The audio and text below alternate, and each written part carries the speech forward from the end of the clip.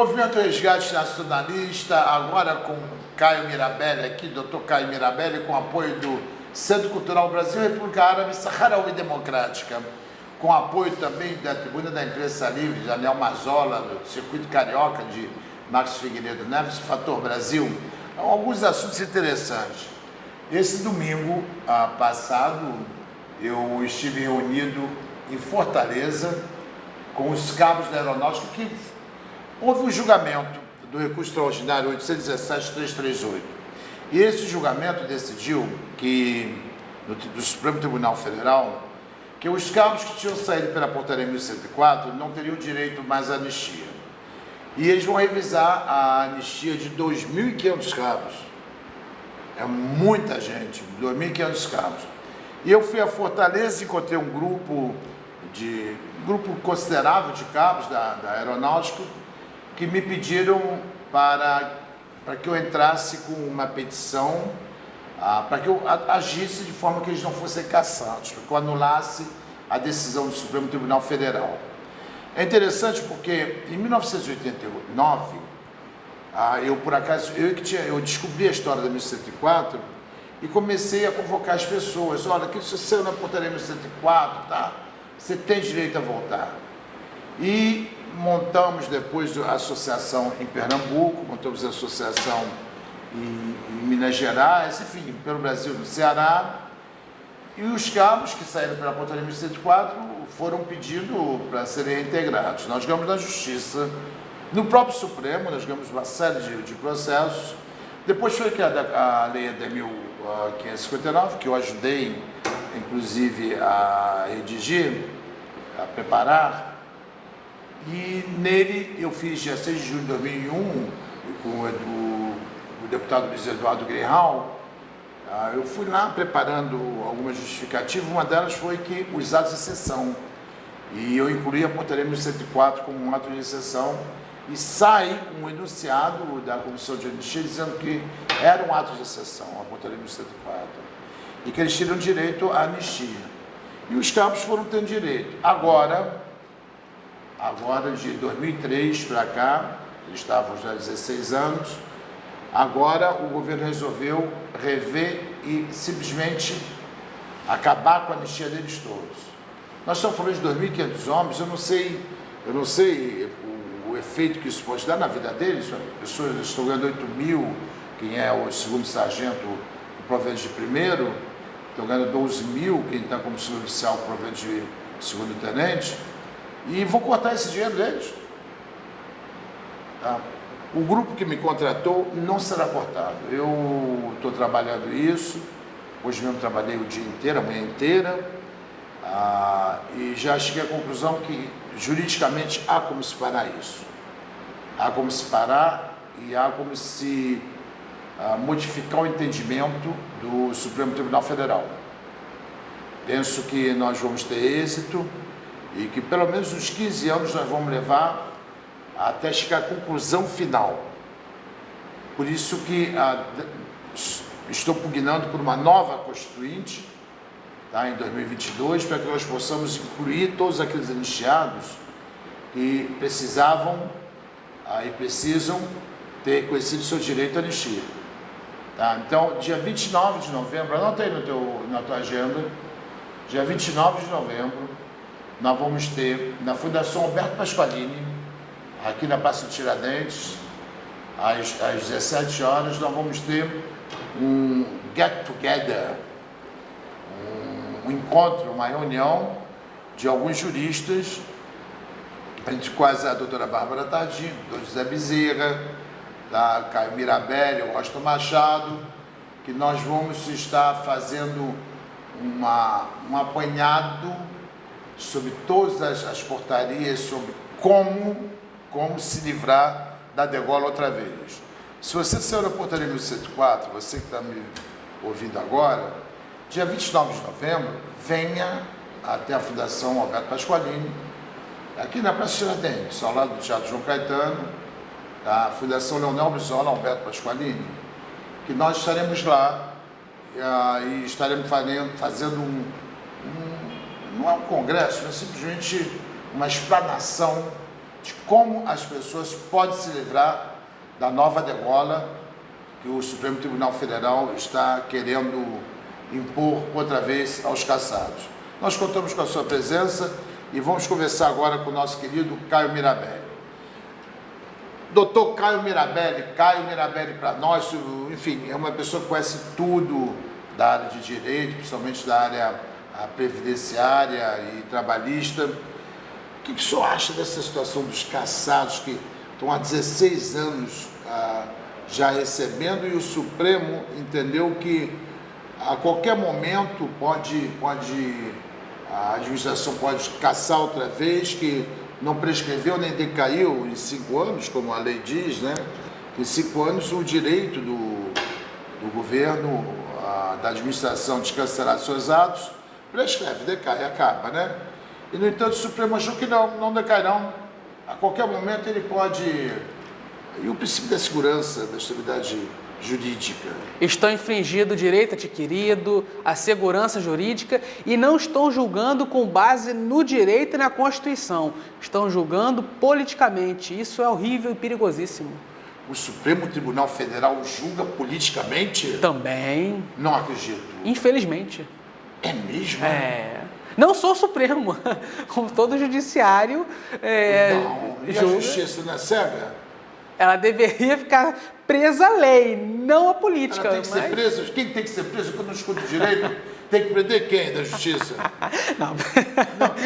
A tua pergunta é capciosa. Estou escutando direito? Tem que prender quem? Tua pergunta é muito capciosa porque ela pega vários assuntos ao mesmo tempo. Primeiro, a justiça tem que ser presa à lei. Ponto. Tem que ser guardiã da Constituição. Ponto. Com relação a prender quem, aí, infelizmente, no judiciário, em todos os poderes e todos os grupos sociais, você tem o joio e o trigo, o bom e o ruim, né? E no judiciário nós temos excelentes juízes e péssimos juízes também, que deveriam estar até presos, né? Mas, com relação a esse assunto, eles estão atacando o direito adquirido, a segurança jurídica, a própria Constituição, as leis de direito administrativo, porque estão julgando politicamente. Eu costumo falar, Washington, que a síndrome Paulo Guedes está contaminando todos os poderes. O que é síndrome Paulo Guedes? Quem será esse tal de Paulo Guedes? Quem? Para quem não sabe, Paulo Guedes é o atual ministro de Economia do governo Bolsonaro. Ele, quando tinha minha idade, participou da equipe econômica do governo ditatorial no Chile, onde ele destruiu a Previdência Social lá e está tentando destruir a Previdência Social aqui. É um dos Chicago Boys, e se especializou em liberalismo econômico. Chicago, não sei, só faz... Né? E aí se especializou em liberalismo econômico lá nos Estados Unidos, do grupinho dos discípulos do economista Milton Friedman. E o Paulo Guedes entrou no governo com a ideia de liberalizar a economia. Alguns assuntos tem que liberalizar, mas outros não. E como o Paulo Guedes é muito radical no liberalismo, ele quer liberalizar todos os setores da economia. E essa mania de liberalizar tudo está contaminando, inclusive, o nosso Supremo. Eu faço uma pergunta sobre isso. Eu não entendo, o doutor Caio Mirabelli está falando que o Paulo Guedes interferiu lá no governo Pinochet, na política econômica. O Chile não está tão bem, crescendo 4% ao ano. Excelente provocação, Washington, excelente. Você consegue provocar com inteligência e humor ao mesmo tempo. Excelente. Vamos lá, vamos falar do Chile agora. Vamos falar do Chile. Não é porque a economia segue as ordens do Deus FMI que quer dizer que teremos bem-estar social. Porque o Chile é um dos poucos países do planeta Terra que segue a cartilha neoliberal do FMI. Tudo lá é privado. Tudo lá você paga. A única coisa que é pública é a polícia, nada além disso. Previdência você paga caríssimo para ter pouco na aposentadoria, saúde, educação... A parte, previdência.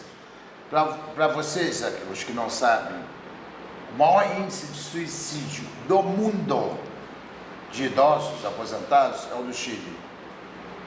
Hoje no Chile, o aposentado recebe cerca de R$350 por mês. Isso. Me desculpe, só a título informativo. Aí o cara com R$350, ele passa fome. Tá? E o pior de tudo, contribuindo com R$1.000, R$2.000, para se aposentar com R$350. R$350, exato. Mas por que isso acontece? Porque o governo Pinochet, não satisfeito em praticar crimes contra a humanidade, matando, torturando, estuprando, decidiu destruir a Previdência Social do Chile, que era similar à nossa. E aí se tornou o sistema de capitalização, onde você paga uma taxa para se aposentar e uma taxa de serviço, e que financeiras administram esse dinheiro, e no final da sua vida, quando você vai requerer aposentadoria, você contribuiu com R$1.000, R$2.000, ganha estourando no máximo R$350. Aí eu te pergunto, cadê a qualidade de vida quando a quebra do poder de compra, quando a diminuição da renda? Fora que lá saúde você paga, porque é tudo privado. Educação, tudo privado. Educação, uma parte. Vocês sabiam que o Chile, eu sempre que eu morei no Chile, eu estive preso no Estádio Nacional, quase fui morto pelo exército Pinochet, tá? É aquele 11 de setembro, em 73. Então, sofri como chilenos. Antes, a educação era sensacional, tipo o ERJ aqui, é uma educação de qualidade, o FRJ, por aí. Hoje, eles têm um sistema lá que eles recebem um cupom para pagar a escola. Como eles querem implantar aqui?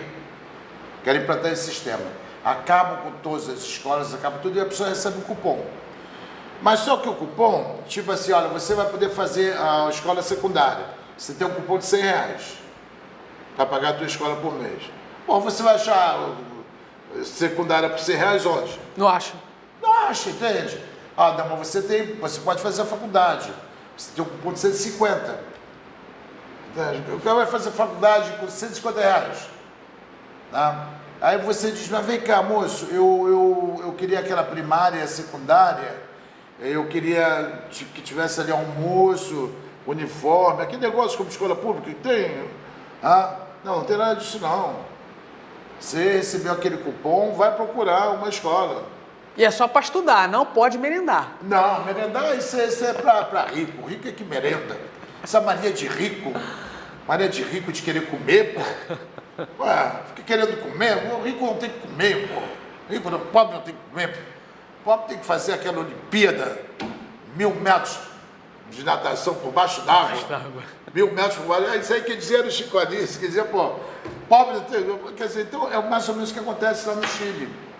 No Chile acontece isso, o pobre, é por isso que agora nós tivemos essa revolta lá, uma revolta total, botando fogo em tudo, todo mundo, o presidente lá, o Pineda, teve que pedir até desculpas, porque queria instalar o neoliberalismo total e depois pediu desculpas ao povo e o povo continua. Tiveram que suspender 2 reuniões internacionais, inclusive uma que seria dos dirigentes econômicos do mundo e outra dirigentes de futebol, e estavam pensando em suspender também no próximo dia 23 de novembro a final, quando o Flamengo vai ser campeão da Libertadores.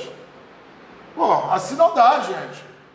Estão prejudicando até o Flamengo. Nós não temos nada a ver, isso é culpa do Pinochet. Pinochet morreu, mas até hoje está prejudicando o Flamengo, rapaz. Isso não dá certo não, tá? Então continua a falar do Chile que daqui a pouco a gente volta.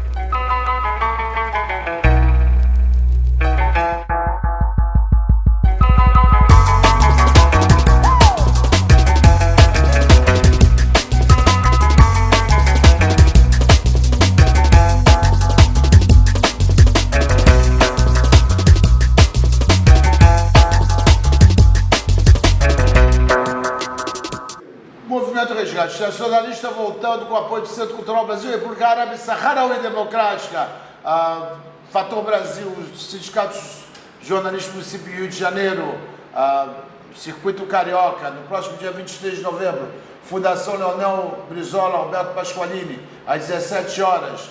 Vamos ter palestra Como se livrar da degola, você que foi caçado, que era cabo da FAB, que saiu na portaria 64, compareça, que você vai aprender como sair da degola, tá? Com ilustres palestrantes lá, especialista no assunto, e voltamos aqui com o Dr. Caio Mirabelli, falando sobre a problemática que não tem solucionática, que é a do Chile. Sim. Não é? Problemática sem solucionática, é como dizia o nosso ex-jogador, né? O Dario Maravilha. Sem dúvida. Que só três coisas paravam no ar: helicóptero, beija-flor e o Dadá Maravilha quando cabeceava. Então vamos lá. Doutor Caio Mirabelli, como é que é essa história do Chile?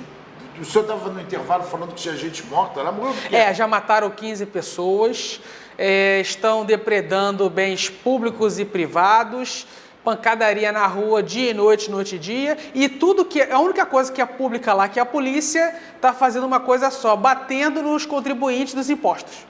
Que loucura. E o Equador também foi a mesma coisa? O Equador foi uma crise econômica específica que está refletindo no social.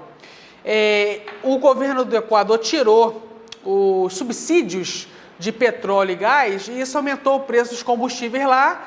E como toda economia lá gira em torno de combustível, serviço de caminhão, frete, certas indústrias que produzem energia com combustível, então está todo mundo lá se revoltando com o aumento do preço dos combustíveis, porque o governo de lá tirou subsídios de petróleo e gás. Foi o que aconteceu aqui ano passado com o Temer, que os caminhoneiros desgastaram o governo dele, né? E vem cá, e Argentina, o que aconteceu? A Argentina... Meu Deus, o que está acontecendo? Voltou todo mundo a ser esquerda. Descobriram a verdade, descobriram o que vale, que o socialismo é o melhor caminho. Você divide a riqueza, o povo come, come. Pode falar lá de Cuba, que estavam falando de Cuba, mas vai lá, tem a libreta lá, que não é de racionamento não, é a libreta que garante o mínimo para a pessoa comer. Entendeu? Então agora aquela onda neoliberal que tinha atacado a América Latina, agora parou, né? O México, o partido Morena, olha lá o Morena lá do México, ganhou, né? Ganhou. Agora nós temos Cuba, a Nicarágua, a Guiana também, que é socialista, a Venezuela, o Equador, o Chile, que está todo mundo revoltado, a Bolívia, já vamos falar da Bolívia, lá na Argentina, que anteontem nós tivemos aí a eleição, e que os Kirchner estão voltando com o Fernandes, né? O que eu tô achando engraçado disso tudo, amigo Austin, é que quando os Estados Unidos, com o governo Obama e Trump, começaram a patrocinar com o dinheiro da CIA o avanço da direita na América Latina... Não acredito. A gente tinha uma visão de que essa hegemonia ia durar no mínimo 40, 50 anos. Não durou nem 2. Foi muito rápido, Foi muito rápido. Foi muito rápido. A direita caindo rápido. Foi muito rápido. E o Bolsonaro está ficando sozinho na geopolítica, porque todos os aliados dele estão perdendo as eleições. Exato. O Evo Morales que não ganhou agora? E lá em Israel, Netanyahu não consegue formar a maioria? E na Itália também? Na Itália também? Por que está acontecendo no mundo tão descobrido que não adianta a fortuna ficar na mão de meia dúzia? Eles vão ter um rico enterro, é o que vai acontecer. E vou te falar uma coisa, a Itália é uma coisa exótica. Porque lá o partido de extrema-direita não faz política econômica de direita, faz política econômica de esquerda. Olha que coisa interessante. Meu tempo se chamava suruba. Como é que se chama hoje em dia? Suruba ideológica. Suruba ideológica, exatamente. Suruba ideológica. O cara tá jogando de frente, de Sabe costas. O que a extrema-direita na Itália está fazendo? Eles estão dando aula pra gente, rapaz. Eles estão implantando a renda mínima. Todo italiano agora vai ganhar um salário mínimo, sem trabalhar. Vou para a Itália. Estão reformando a Previdência lá, fazendo com que ela fique similar à nossa. Agora ou... Não, com a anterior. A anterior, porque o que votaram lá... a que votaram é uma aberração. Mas a Itália está criando lá a renda mínima, Todo italiano vai ganhar um salário mínimo sem trabalhar. A Previdência Social lá já estão criando LOAS, que aqui já existe há 20 anos. LOAS, que boas. Que boas, essa é uma boa, LOAS. Quem for muito pobre e não ter contribuído com a Previdência Social vai ganhar uma aposentadoria especial. Tá certo, é assim. Então eles estão fazendo uma política econômica de esquerda, social-democrata. E é por aí que vai. E vem cá, então agora já que nós estamos na Argentina, o Evo Morales agora ganhou e não foi reconhecido, que o presidente Jair Messias Bolsonaro falou que não reconhece o Evo Morales, como não reconhece o Maduro também. Como é que esse cara vai reconhecer um presidente se não reconhece nem o interfone da casa dele? Ele não reconhece o interfone? Pô, cara, que isso? Pô, eu chamo meu interfone de Alberto. Oi, Alberto, cheguei, eu falo. Eu sei que ele se chama Alberto no interfone. E o negócio é tão estranho, amigo, fugindo um pouco do assunto, porque no episódio do presidente Bolsonaro só tem duas hipóteses. Ou ele mandou matar, ou ele é corno.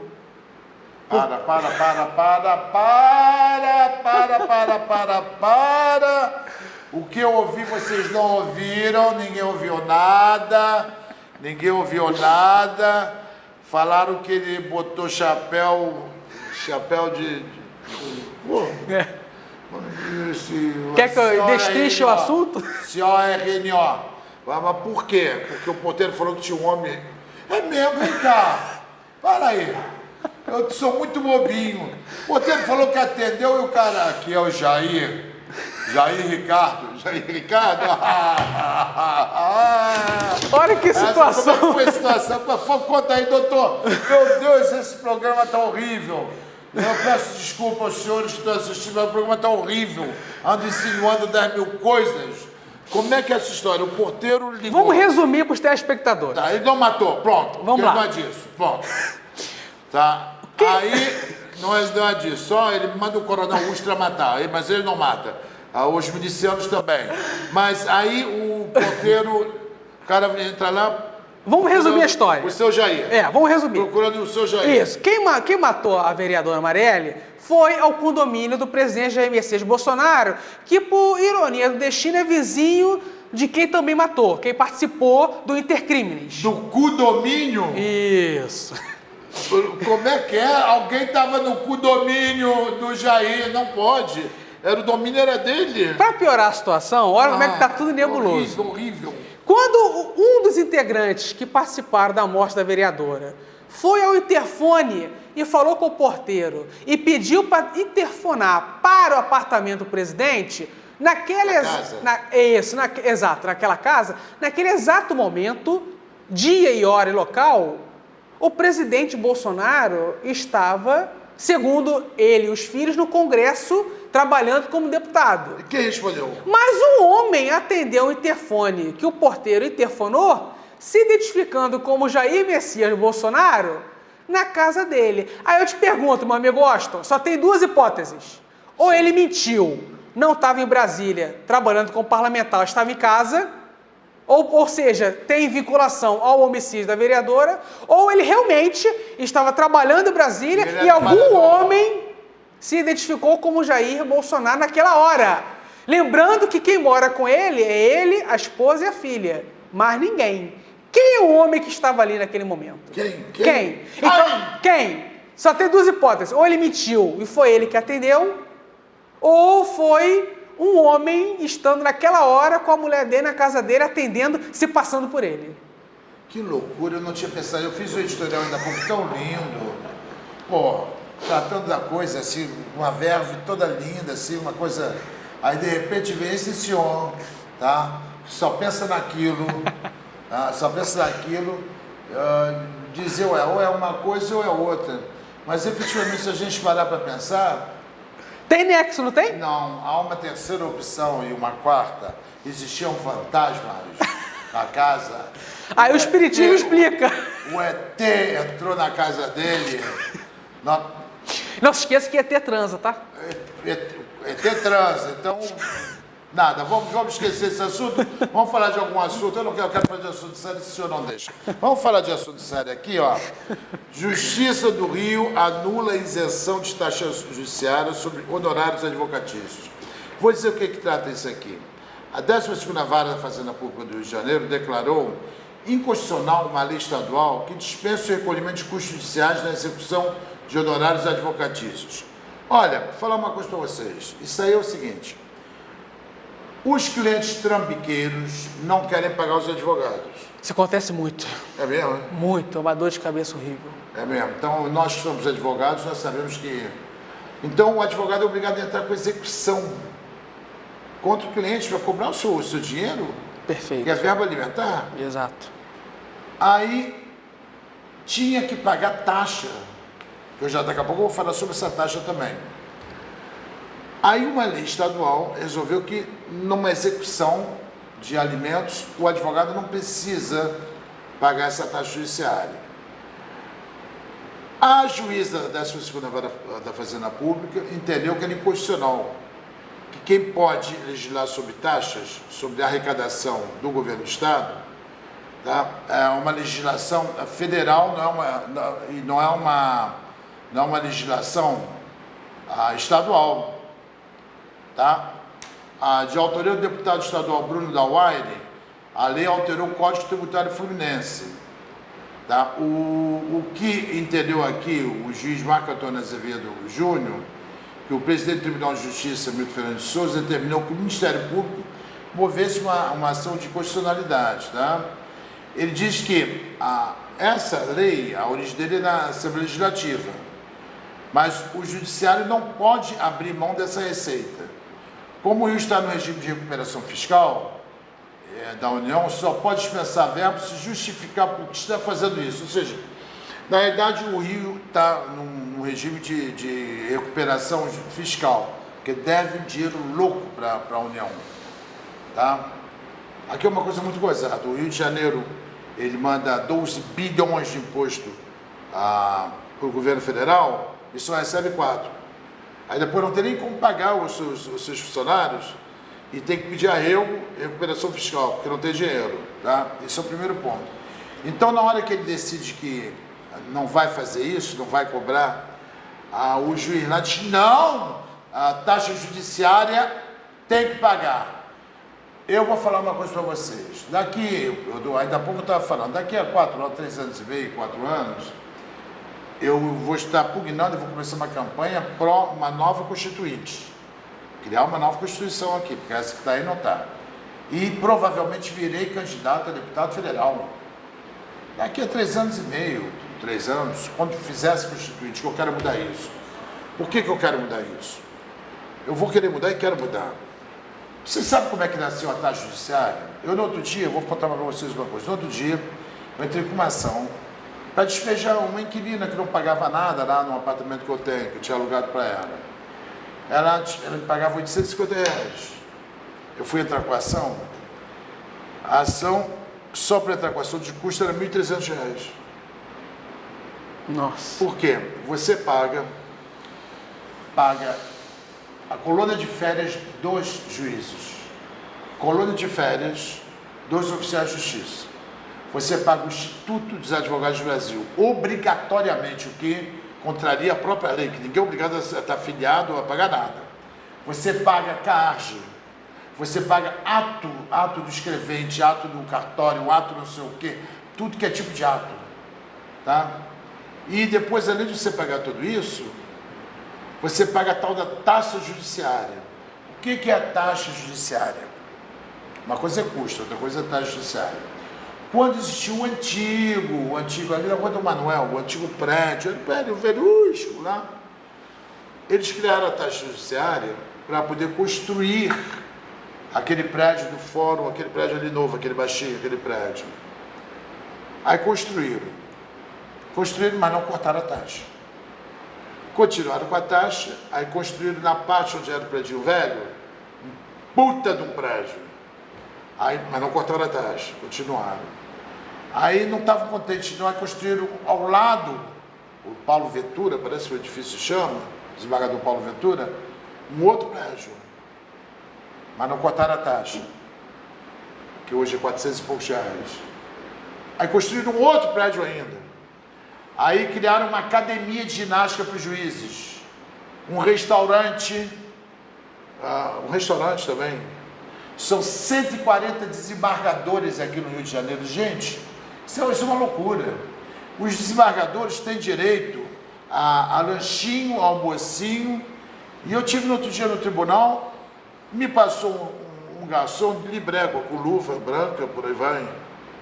Falei, cara, eu acho que eu tô bêbado, porque eu não vim pro tribunal, não. Eu devo ter vindo jantar fora, vou pra uma recepção. Eu achei que estava equivocado. Não. O cara veio com uma bandeja, eu até fiquei de olho, porque era um presunto, era um melão com presunto em cima, aquele já cortadinho. O cara precisa ter trabalho de cortar, né, pô?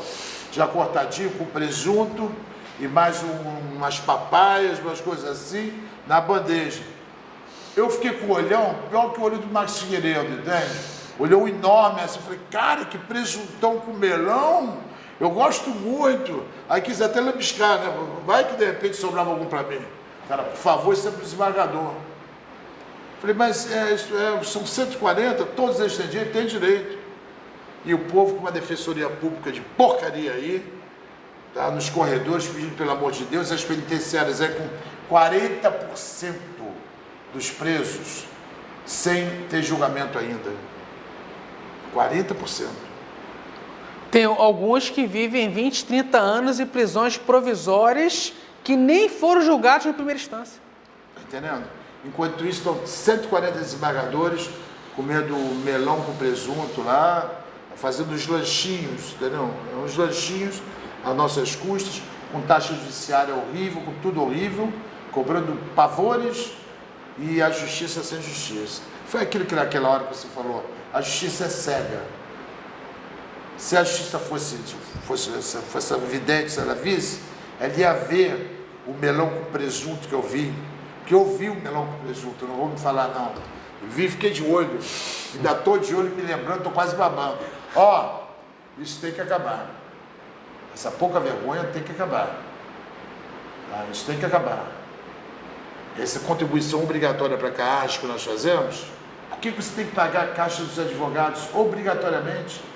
Se ela não te dá nada? Advogado, se revolte com isso, você está envolvido. Tá? Então eu estou tocando nesse assunto, que é um dos assuntos mais sérios que existe. Você ser obrigado a pagar uma taxa para o IAB. Você sabe o que é o IAB? É o Instituto dos Advogados. Tá? O Instituto dos Advogados. O que ele faz? Conta para mim. Você é advogado como eu. Tá?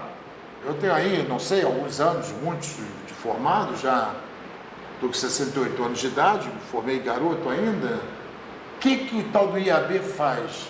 Você sabe o que faz? O IAB, ele tem uma função muito positiva no desenvolvimento da qualificação profissional dos advogados. Mas você está certo, porque é uma coisa muito restrita. Doutor Rolando Lero, como é que é? Volta a frase, eu gostei da frase, a frase, como é que é a frase? O IAB, ele promove desenvolvimento na conjuntura, na qualificação profissional, na qualificação isso. Profissional.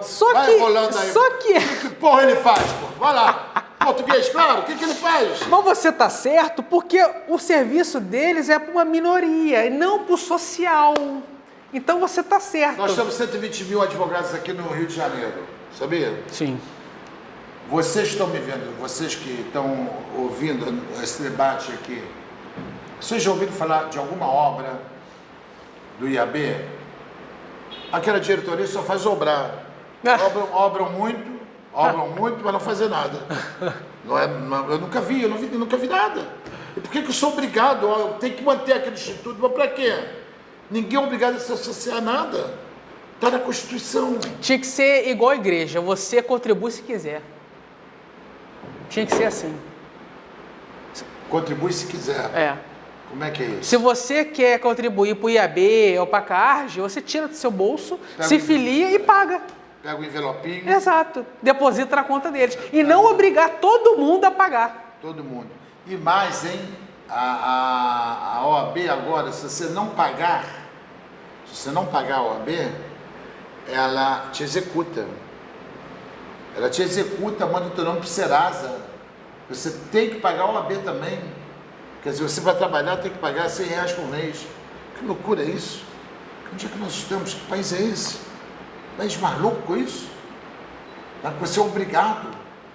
Aí eu bato palmas como jornalista para alguns ministros aí do STJ que dizem, não, está na Constituição, tá? Você pode exercer a profissão que você quiser. Algumas são controladas naturalmente.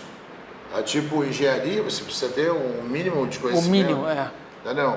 Mas você fazer exame de ordem, cara, faz exame de ordem, passa e nunca mais estuda.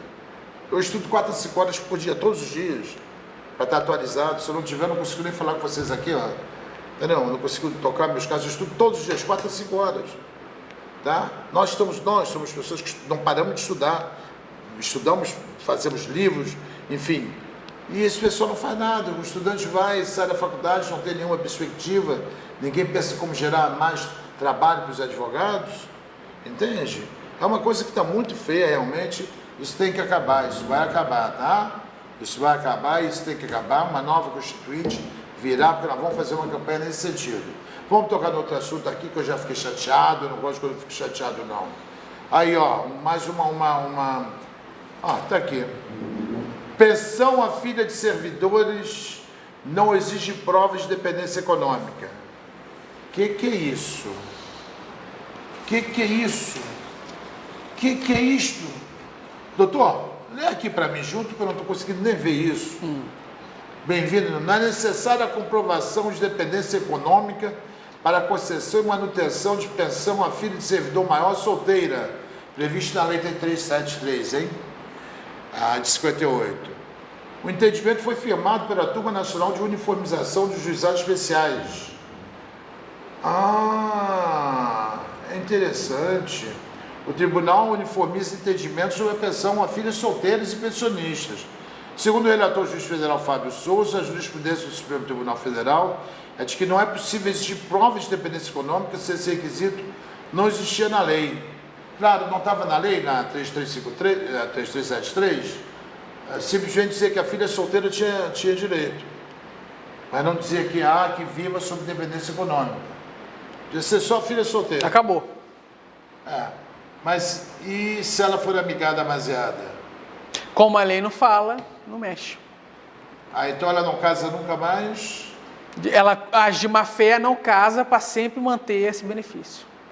Deste modo, estando a questão consolidada na jurisprudência do Supremo Tribunal Federal, deve a Turma Nacional de Uniformização se limitar a aderir ao entendimento da Corte Constitucional. O Tribunal de Contas da União chegou a suspender o pagamento de pensão para filhos servidores e não comprovasse a dependência econômica. No entanto, o entendimento foi derrubado pelo Supremo. Esse Supremo Tribunal Federal, meu irmão, ele é uma loucura, ele só faz coisas erradas, né? Vem cá, muito bem, esse assunto nós falamos, agora vamos falar um assunto um pouco melhor, tá? Se o senhor que entende muito, e nós temos pouco tempo, né? Vamos falar sobre outro assunto aqui. Aposentadoria por invalidez. Você sabia que você, quando é aposentado por invalidez, tá? Não é definitivo não, né? A aposentadoria por invalidez é enquanto durar a invalidez. Eu estava estudando esse tema, que é interessantíssimo. Ele é obrigado a fazer perícia anualmente, ou às vezes mensalmente, para demonstrar a incapacidade. Exato. Caso o segurado se negue a realizar a perícia sem justificativa, pode o benefício ser suspenso, posto que não se trata de benefício definitivo. Todo mundo pensava, né? Reza a lenda que o cara se aposentou porque é um inválido, não sei o quê. Mas se ele não for ao fazer a perícia, ele perde. Sim. Ele perde, é interessante, né? Mas em 2 situações, a aposentadoria por invalidez não poderá ser suspensa. Tornando-se definitivo, está previsto no artigo 101 da Lei 8.213 de 91. O segurado em gozo de auxílio-doença, aposentadoria por invalidez e o pensionista inválido estão obrigados, sob pena de suspensão, a submeter-se a exame médico, né? Somente, caso não tenham retornado à atividade, estarão isentos o aposentado por invalidez e o pensionista inválido, que não tenham retornado à atividade, estarão isentos do exame de que trata o caput desse artigo, depois de completar 55 anos ou mais de idade. Então o cara está inválido, foi aposentado por invalidez, Até os 55 anos ele é obrigado, tá? E quando decorrido 15 anos da data da concessão da aposentadoria. Então vamos ver. Ele tem hipótese, 40 anos de idade. Aí ele recebe a aposentadoria por invalidez. Todos os anos ele tem que estar indo lá fazer exame. Até os 55 anos. Decorrido 15 anos, já fez 15 anos, já tem 55 anos, ele já não precisa mais fazer. Nessa hipótese, para por ali. E após completar 60 anos de idade, independente de ter 15 anos ou não, após completar 60 anos de idade, também não precisa. Eu estou querendo esse tema, doutor, porque o INSS segue chamando todo mundo e cortando a aposentadoria por invalidez. Fenômeno Paulo Guedes. O Paulo Guedes, É o fenômeno Paulo Guedes.